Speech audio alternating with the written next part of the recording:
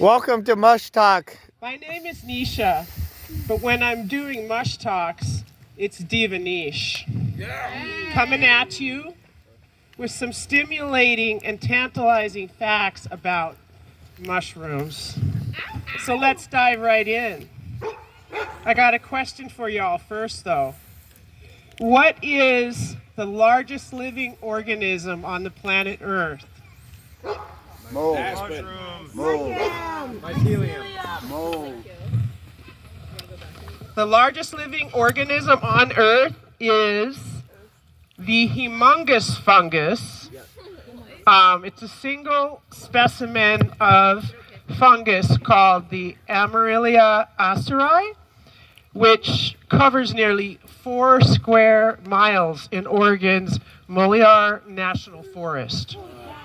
So right here, folks, this massive organism is estimated to be over 2,000 years old and weighs an estimated 35 tons.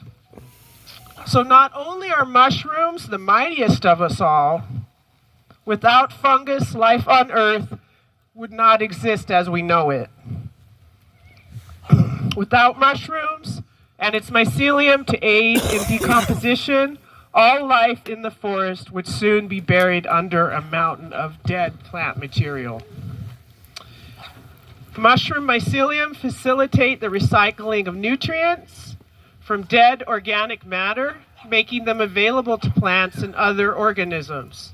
They play a vital role in plant-fungal relationships through symbiotic interactions that enhance nutrient uptake and even communicate through a network of fungi threads called mycelium, forming a symbiotic relationship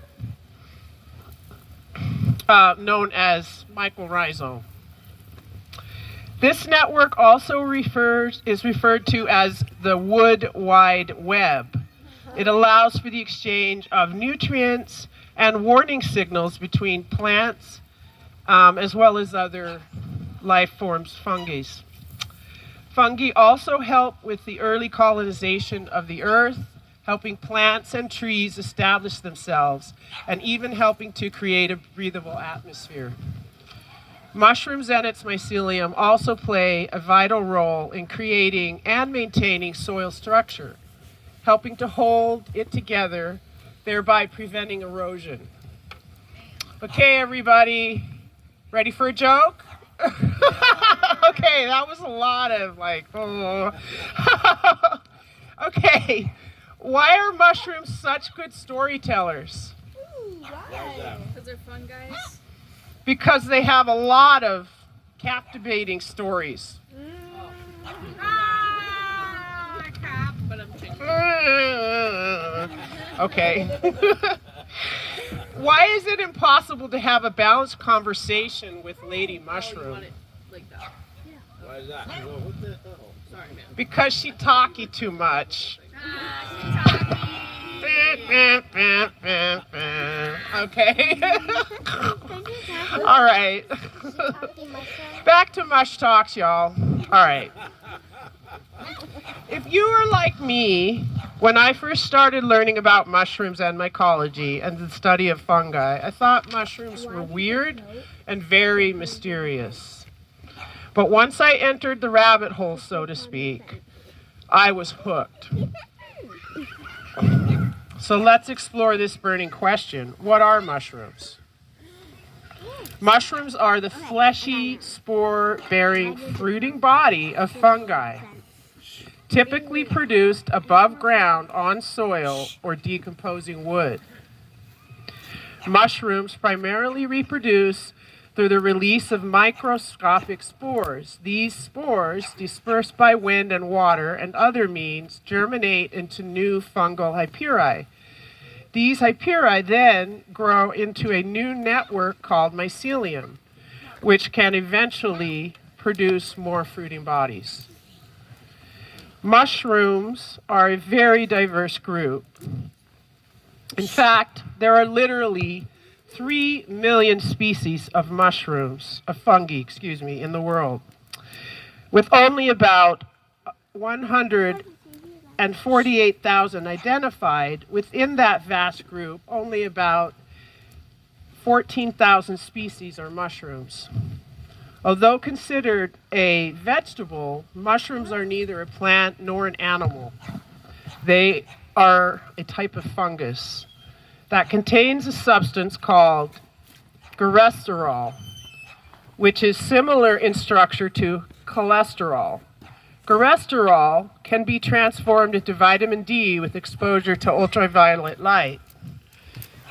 Fungi fact. Although mushrooms look very different than humans, we share more genetics with mushrooms than with plants. In fact, studies have found that humans share about 1/4 of their active genes with mushrooms. Which leads us to this funky question. Do mushrooms have consciousness?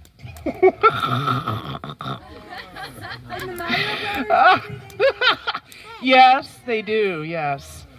Growing mushroom mycelium can detect ridges on surfaces and respond to restrictions in their physical space, which are obviously expressions of cellular consciousness. Mushroom mycelia also show decision-making and alter their developmental patterns in response to interactions with other organisms. All right, folks, are we having fungus yet? Yeah. Woo! Okay. The fungus among us. All right. Okay, time for another wah, wah, wah, wah, wah. Okay, why did the mushroom get in a fight with a tree? Why? Because he had a real spurious accusation. Give me talking banjo. All right. What do you call a mushroom who buys everyone drinks? A human. A real fun guy to be around.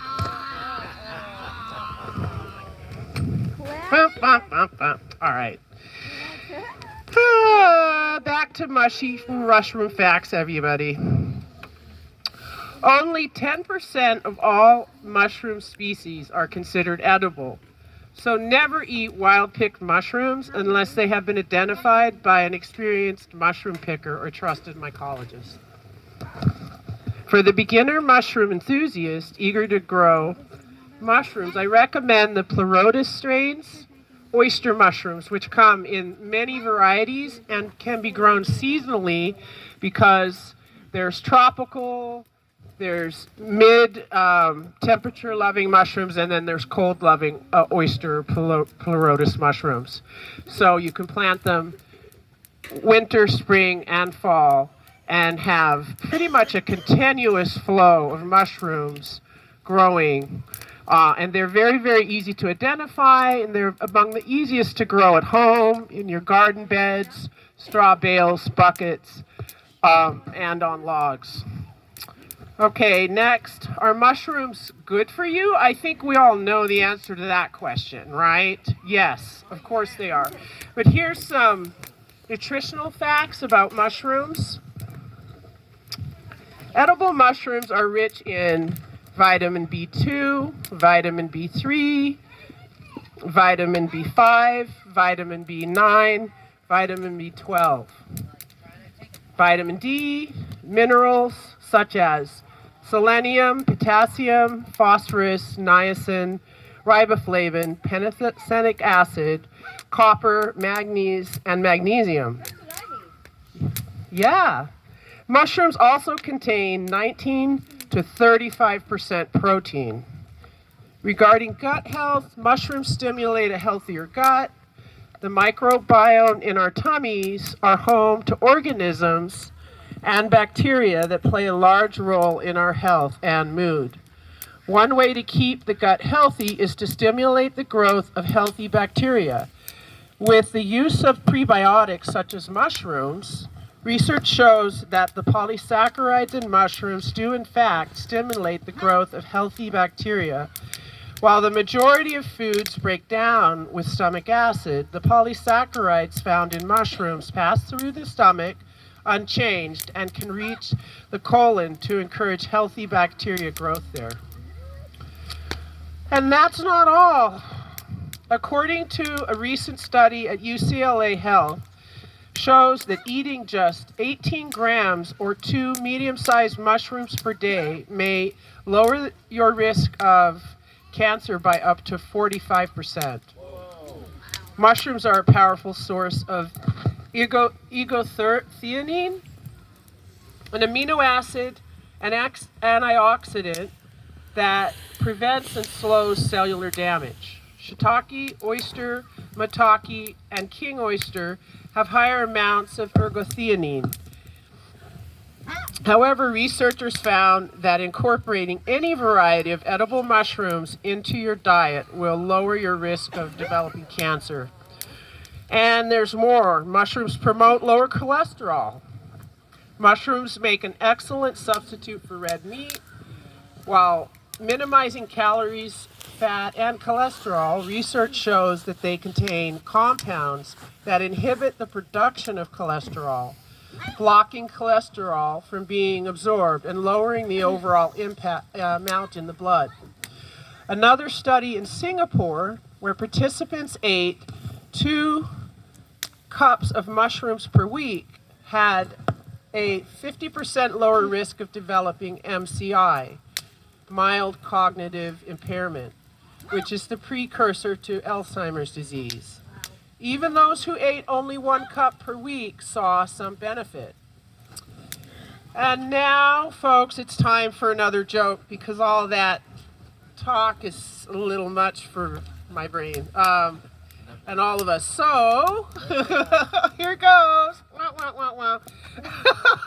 What made the mushroom forager such a good guy? What's that? He had good morels. Oh, yeah. That was a good one. Why did the mushroom go to the doctor? What? Of course, because he had a spore back.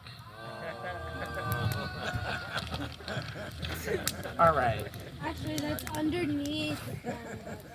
Basically, like if the cap is the head, then it's underneath their arm chest. Okay, that's right. Okay, how do you get into the mushroom? How? You ring the portabella, of course. Okay. All right.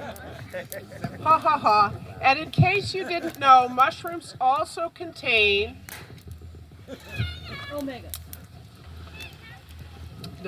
micronutrients that support a healthy immune system.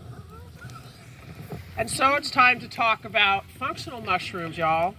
Okay, lion's mane, reishi, chaga, cordyceps, and turkey tail, just to name a few, have a wide range of medicinal benefits, including brain health, stress and anxiety relief, reducing inflammation, heart and metabolic health, and of course, cancer prevention and treatment.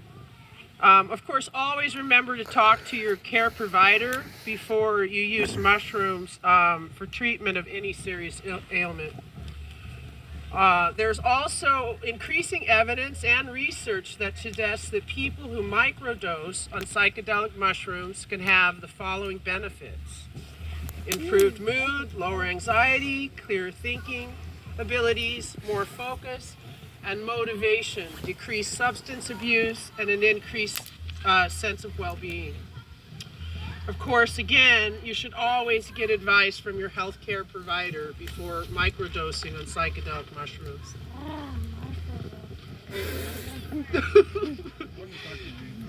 Okay.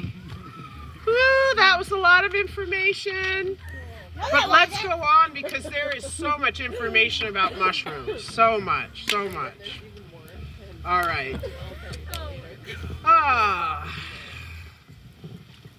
So, of course, what I've shared with you today is just a smidgen of what there is to know about mushrooms. One of the most exciting facts yet is that mushrooms support a greener future. The choices we make don't just stay in our backyards. They shape the world around us. Sustainable change doesn't have to be loud or complicated.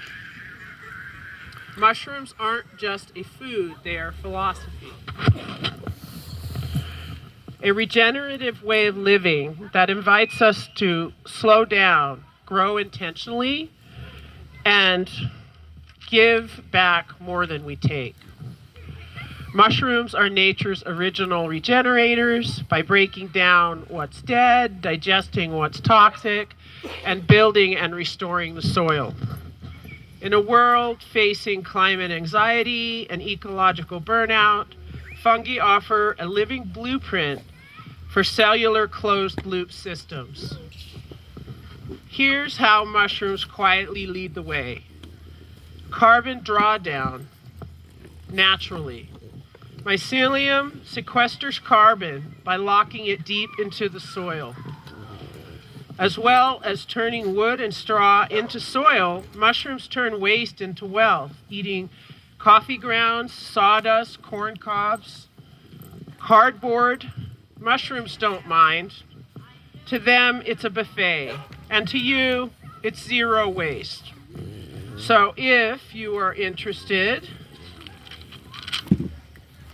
okay, mushrooms are also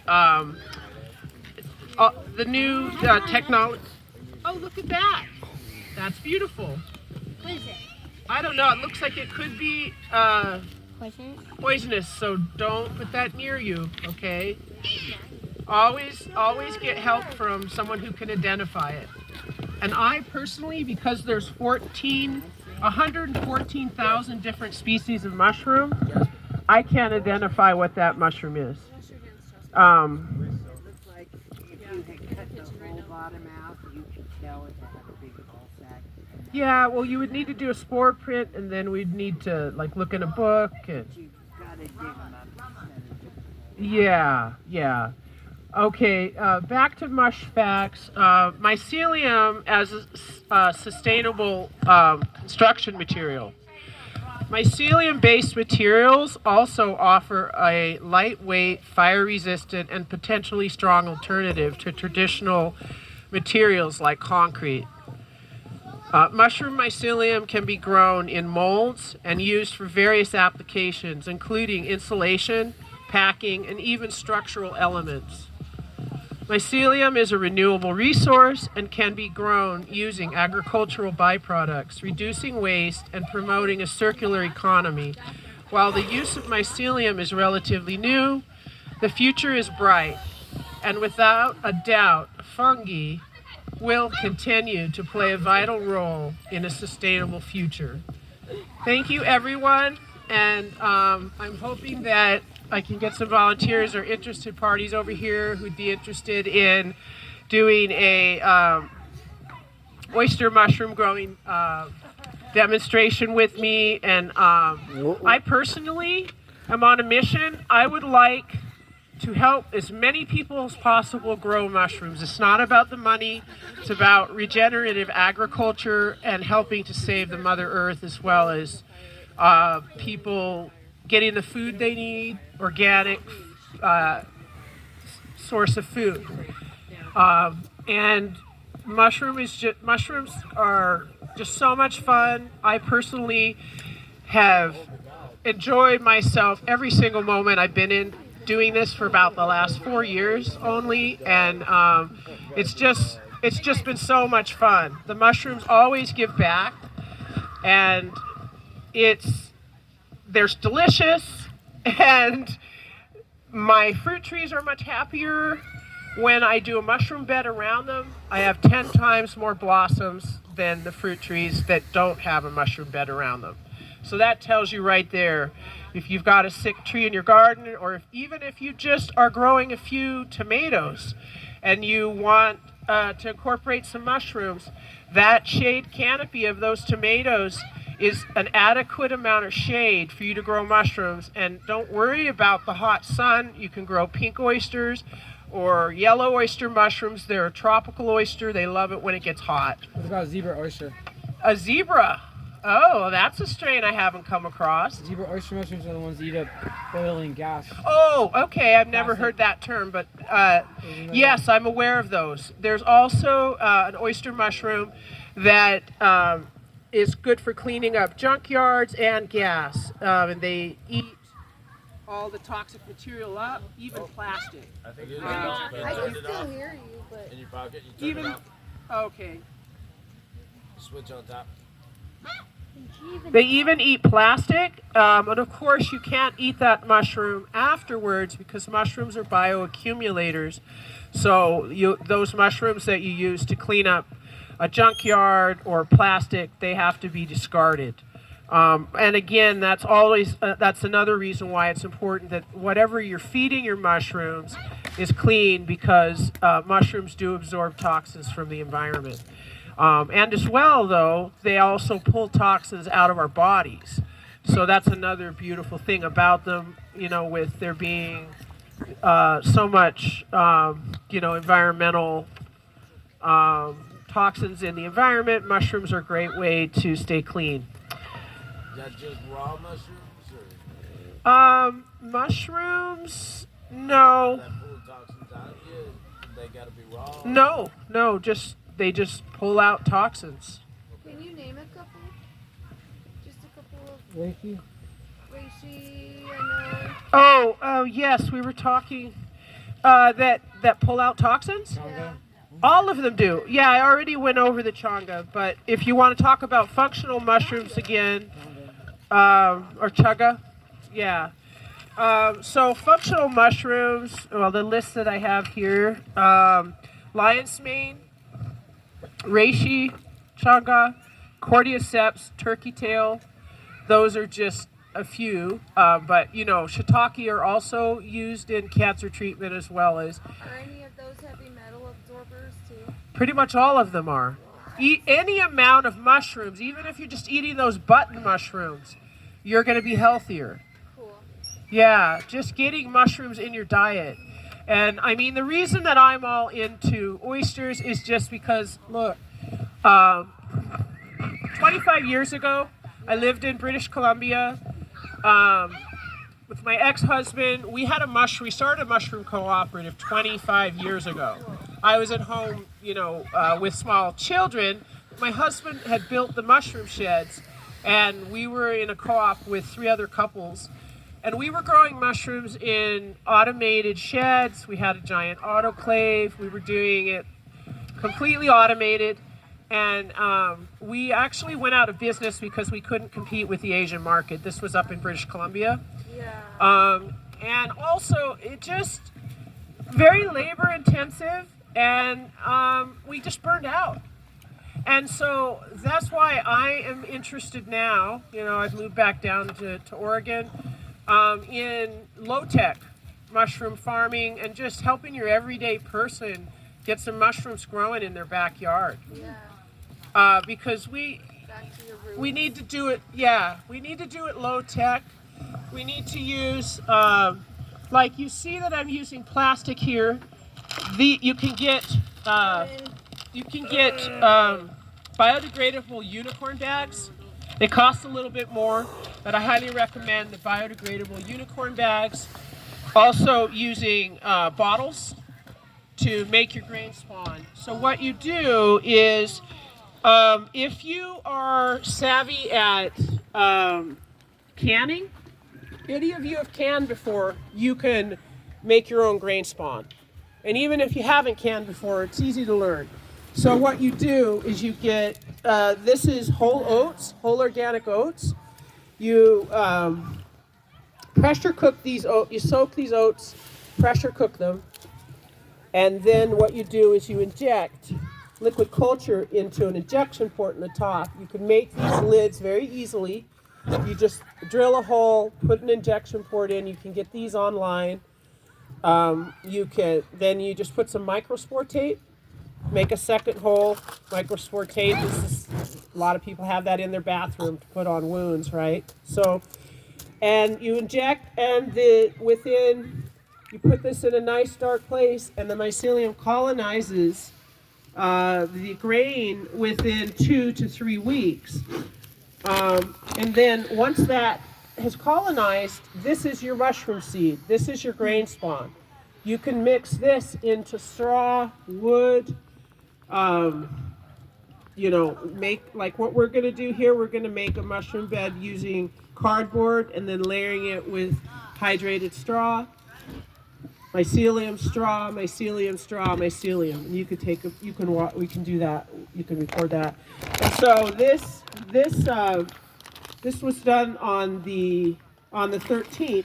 So this was only 2 weeks ago, and as you can see, the mycelium has pretty much made its way through this. What happens is you bust this up, and then mix it all up, and that speeds up the process too. Because of the air or something? Well, just breaking this up, and then there's more points, then it just distributes it. I mean, you can sit here and just let it do its thing, but if you break this up, bust this up, it'll spread the mycelium around, and then you'll look at it in 2 days, and the whole thing will be like a brick. Okay, so these are mushroom cultures here. These cultures. Microphone, Nisha. Oh, whoops. Hello. So these are mushrooms. This is reishi. Pink oyster. So what you do here is you can just take some honey, 10% honey, the rest water, sterilize it. This is called your liquid medium. You sterilize that for 20 minutes in a pressure cooker, and then you inject. You do have to use, syringes. I actually have some free mushroom cultures here to get people started. I've got wine caps. I've got a whole bunch of wine caps. I've got some shiitakes in here. So the thing is, you inject this. You put about 2 cc's. It's honey and what? Honey and water. Okay. But you're using a very small amount. Like you're putting like that's a stir bar. Okay. If you don't have a stir bar, you can put some coins in there. Okay. And shake it every day. So you gotta clean the coins out. Well, they'll get sterilized when you sterilize this for 20 minutes in the pressure cooker. I have one of those. Right? Yeah, it'll sterilize. And then you can just shake it up. I have a stir plate. They're about $20. You can get a little stir plate. These little, So you can get these little magnetic stir plates online. They don't cost much. Or you can just use coins. That's what I did in the beginning. I just used coins, whatever. And that won't hurt it? No. Because Yeah. I mean, mushrooms will just put copper. I would put some pennies in there. Copper's fine. with a stir plate, you can have them all set up on a. Stir plate's nice. If you're ready to invest $20 and invest $10 and buy some stir plates, you can do that. Put a jar, and then you just have them all on their own stir plate, and then you just like turn it on, and then then they're turning like crazy. So the thing is, then you've got your 500 mils of mushroom, and this could potentially grown out properly. You could grow out hundreds of pounds of mushrooms just from this little amount. Could you put the stir plate on like a timer? An automated process? You do it for like 10 minutes. Or if you're just, getting going and you put some coins in there, you just stir it for 1 minute. You just want to break them up for the first 2 weeks. And after that, you can put them in the fridge. I've got, right here is, it's amazing how long they last, especially. So these are in Petries. Cool. These are 3 years old. That's mushroom mycelium in a Petri. That's 3 years old, and that can go for another 2 years, even in a Petri. So there's various ways to keep your cultures going. You can grow mushrooms with spores, through tissue samples, in Petri dishes. Mushrooms are probably get really bored. Yeah, in liquid culture. These liquid cultures last.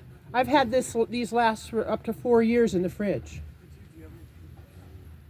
So once you get them going. Okay. And is that what you use to inject the bags? Thank you, everyone. Is that what you use to inject the bags? All right. Is this what you use to inject the bags? All right. So now let's mush around and have a funky little time, okay? All right. So I have a question. This is what you use to inject the bags? Thanks, Ben. I'm gonna keep you for an extra second. Does anybody have any more questions? Yeah, any questions? And I have another question. When is the workshop? We're gonna do it right now. We're going to go over there and do it right now. Nice. Workshop Before it right gets now. dark. Right here, All right right. now. Nice. Yeah. So does everybody need some gloves? Whoever wants to, do it, we'll get a couple of people who will help, and then a couple people, and then everyone else can just watch. That way we learn, right? Okay. And then we also have to go up. We also need to commission people to go up on the hill and throw a mushroom bed. So stick around for that. I wonder if we should go do the bed first. Get that out of the way. Get the bed ready to go, or? And I mean, you can film that too, because it's very cool. It's very informational. So we going to do the bed first and then come back? She's over there waiting. She's got the mycelium. Nice. Are you ready to go up there? All right, ladies and gentlemen, all around and in between, bring it on in. We're gonna be going up to the hill, laying a mushroom bed, and then we have a mushroom inoculating. Is that right? Session, yeah. A mushroom inoculating workshop session. And I found a mushroom fairy house the other day. Oh, wow. As long as we don't disturb the fairies, I'll show it to you guys. I'm being so serious. Just for some wild mushrooms. All right, she's not ready up on the hill yet, so let's do the bucket. Okay, cool. Okay. What's that?